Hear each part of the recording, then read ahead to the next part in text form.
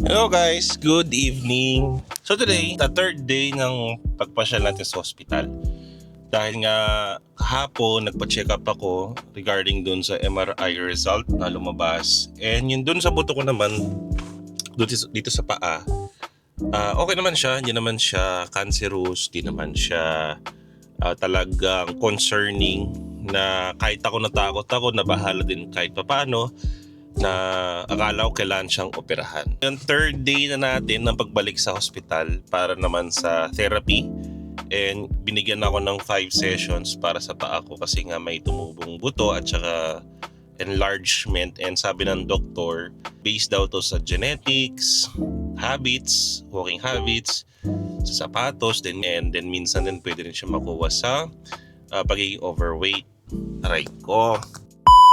Punta muna tayong hospital, tapos tuloy natin yung kwentuhan doon sa hospital kung bakit ako nagsishare sa inyo ng update regarding sa aking personal check-up. Kasi gusto kong malaman ninyo, gusto kong ma-experience ninyo na kung gaano ka-importante yung pagkakaroon ng health insurance dito sa UAE. Alam ko marami sa atin mga kababayan dito sa UAE na nagtatrabaho dito na hindi binibigyan ng insurance ng kumpanya. Kahit yung basic lang, yung pinakamura na starting insurance, yun lang sana kahit ibigay sana. Dan almost na isang dekada ko na paninirahan dito sa UAE. May mga ilan-ilan ako nakikilala, lalo na yung mga Pilipino dun sa barbershop na napagpapagupitan ko, na wala talaga silang insurance. Tapos yung iba hindi rin binibigyan ng airfare para makauwi sa Pilipinas, makapagbakasyon, makapagpahinga. So yun yung isa sa mga reality dito, no? Health insurance na napaka-importante, napaka-kailangan pag nandito kayo sa UAE. So nung bago-bago ako sa UAE, hindi ko pa ganun kaalam at yung talagang na-utilize yung free health insurance dito sa UAE. Kasi nga, akala ko malaki babayaran kahit na may health insurance ka. Tapos lumipas yung parang ilang taon bago ko natutunan at maintindihan na kapag may insurance ka pala dito, parang registration fee na lang ang babayaran mo. Hindi ka na magbabayad ng doctor's fee. Sometimes yung laboratory fee mo included, optical para sa reading glass kasama. Madalas meron pa nga therapy, physical and physiotherapy para sa mga buto-buto natin. And kung medyo maganda-ganda din yung insurance, may coverage pa yan ng dental na up to 2,000 to 3,000 dirhams, depende sa insurance, depende yan sa company. And kung meron kayong magandang privilege sa company ninyo, please lang wag nyo abusuhin kasi kawawa naman yung ibang mga empleyado sa same company. And madalas sa experience ko sa previous job ko, yes, tayang naman talaga si siya. Pwede mo siyang turn into cash na madalas ginagawa dito ng karamihan, hindi lang ng mga Filipino. Kasi, for example, we have an insurance sa isang company, previous company ko, na cover yung optical.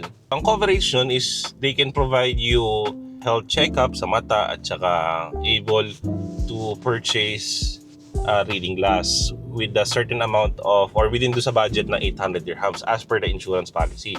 Ngayon, ang ginagawa dito ang kalakaran, instead na gagamitin mo siya para sa optical, nagkakaroon ng false or falsification of false document. Paggawa ng mga hindi legitimong mga papel para ipasok sa insurance at ma-claim under dun sa kategory na yon. So, syempre, si dental, magka-cut siya ng percentage. Tapos, staff na naka-insured, magkakaroon siya ng cash benefit. Yun nga, hindi lang niya makukuha yung coverage. Bawa, reading glass kasi tinurn into cash. Ngayon, may mga ibang empleyado din naman ang ginagawa nila pagdating sa dental. They take the opportunity na instead na magpapasta, pampabunot, pampalinis, for a certain budget of 2,000 dirhams, ginagawan din nila ng false documents at ipinapasok sa insurance and then kiniklaim as cash. So, yes, it's a big money. Siyempre, di mo na makukuha kahit saan yung ganong kalaking pera. 800 to 2,000 dirhams. Di birong pera yon, almost 3,000 dirhams. In a snap of 1 to 2 weeks lang, nasa bangko mo na. Mga health insurance dito. Ba't sarado? Okay. Ayun. Kawawa naman kasi yung mga health provider katulad ng mga sa dental clinic at saka sa mga ophthalmologist at saka yung mga nagbibenta ng mga salamin kasi nga once the insurance found out na hindi pala legit yung or claim ng isang pasyente, naba-blacklist yung tindahan or yung business. So hindi lang yun, no? Pati lahat ng staff pwedeng maapektuhan. So guys, nandito tayo sa hospital. And ilang oras na lang. Actually, it's 7:13 na ng gabi dito sa Ras Al Khaimah. And ang appointment natin is 7:30. So umaga tayo ng konti. Gusto ko sana mag-vlog sa loob. Medyo madilim. Ay, teka lang. Park na natin. Guys, nakapag-park na tayo. So, gusto man sana mag-vlog sa loob, yun nga lang bawal kasi maraming mga local citizen dito na hindi pwedeng i-capture. So siguro buwan na lang ako sa phone tapos mag-share ako ng personal experience. But today, it's my physical therapy para sa hindi naman din ganun kagrabe pero this is one of the benefits na I'm very thankful na meron sa insurance na pinaprovide ng company. So they take care and have concern sa mga staff. So sana kung meron kayong mga insurance, hindi kayo matakot. Kasi may mga Pilipino at ibang nationality na takot. Takot in a sense na malaman nila na meron pala lang silang sakit na hindi nila alam na kailangan bigyan ng pansin. So yun guys, baba muna kasi meron pang check-up, initial check-up at saka BP, pati yung timbang and registration, pipila pa ng konti. So, sa mga nagtatanong, andito tayo sa hindi ko lang nakikita niya. Rock Hospital ito, dito sponsored. And sa mga Filipino na nakakilala po sa akin, hello po sa inyo. Thank you po sa panonood. At sa mga bang Pilipino na nanonood ng vlog na to, kahit sa mga parte kayo ng mundo, maraming salamat. Guys, kita-kits tayo later. Pasok muna ako sa loob. Hello guys! Time check. 8:15 na ng gabi dito sa update lang. Tapos lang ng first therapy. Meron pang 4 sessions na natitira. And sabi ni Doc na okay lang naman yung aking situation. Hindi naman daw ganun kagrabe. And dun sa na-experience ko, pinasok niya ako sa room. Hindi, dinala ako sa room. And then, first time ko actually ma-therapy sa buto. And di pala siya ganun kagrabe na talagang pagka mamassage nila yung muscles mo, hindi yung mga joints na mamimilipit ka sa sakit.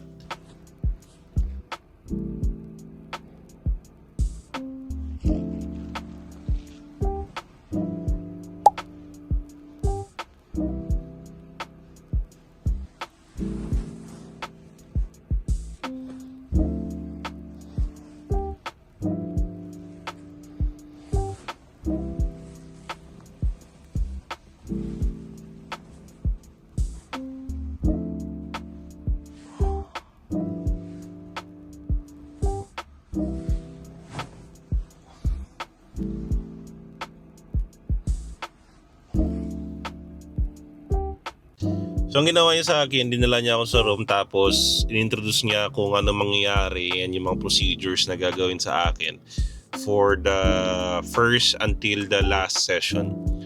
So what happened, bigyan niya ako ng cold compress at saka ng parang sticker na may electric shock na doon dadaan yung mga kuryente. So sinet niya doon sa pinakamataas na kuryente na kaya kong tiisin. Masakit siya, in fairness. Tapos binaba ni Doc, buti na lang, dun sa tolerable pain na kaya ko. Then nilagyan ng cold compress dun sa loob ng tuwalya kung nakita niyo naman. And after 10 to 15 minutes, inintroduce naman niya ako sa isang procedure na shockwave.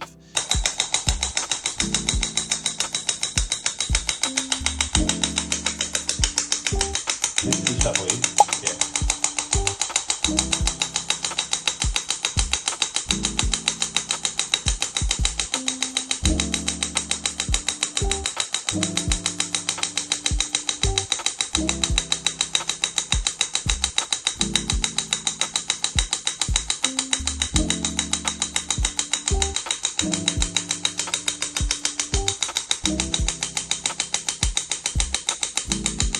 Kung saan nilagay niya ng gel, tapos alam niyo yung parang lata na pinipitik-pitikan tapos tumatama dun sa balat or sa laman ninyo. Pag gano'n lang siya, and sabi rin nasa 70 to 100 joules lang yung power na in-apply. Siguro may impact sa muscle pero hindi ko maramdaman parang sumakit. Anyway, guys, kung pumunta kayo sa hospital, syempre alam ko yung mindset natin na hindi na maalis to sa atin na pag pumunta sa hospital, magkakaroon ka ng sakit, which is totoo. Nung binigyan ako ng reseta ng therapy for 10 days, dineclare na may acid ako, which is yung acid reflux, even taking those medicine. So, ayun. But the good thing is, meron na akong gamot na pang anti-acid reflux na binigay and it's covered under the insurance. Walang binayaran. Totoo po yun.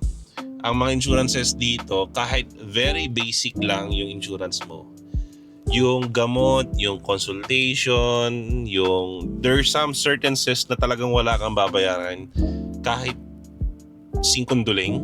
Ang mostly or madalas mo nang babayaran is yung registration doon sa hospital or sa clinic, lalong-lalo na kung first time mo, syempre. Yung iba naman, may insurance na puro tignan nyo yung mga yung benefits at saka coverage ng insurance nyo sa HR or sa admin. Wag lang kayo basta na porket may trabaho tayo sa UAE, alam natin may insurance tayo, dapat mas magandang magkaroon tayo ng knowledge na ano bang coverage ng insurance natin. Meron bang coverage para sa dependent, sa asawa, sa anak, sa dental, sa mata, physiotherapy, in case na ma-aksidente ka or dito sa UAE, up to what extent ang coverage. Lalo-lalo na kung may coverage ang misis mo, maternity, then napakalaking tulong nito kasi based sa mga kwento, sa mga kaibigan, sa mga napapanood ko, normally ang gastos nila, CS man or normal delivery, nasa 11 to 16 na umaabot din to 25,000, depende rin sa hospital, depende yan sa situation nyo. And insurance coverage dito sa UAE, as in talagang very good investment, lalong-lalo na dito sa UAE is talagang risky and hazardous trabaho. Having a good insurance is really a must. It's a good investment na hindi ka maghihinayang. Yun lang guys, and update na lang tayo sa mga susunod na vlog natin sa 2nd to 5th therapy. So nakabook na lahat na yung skill. Update na lang tayo, and salamat sa panonood, sa pakikinig sa kwentuhan natin. Sana okay lang kayo dyan mga kabayan, and hoping to see you in the next vlog. Goodbye.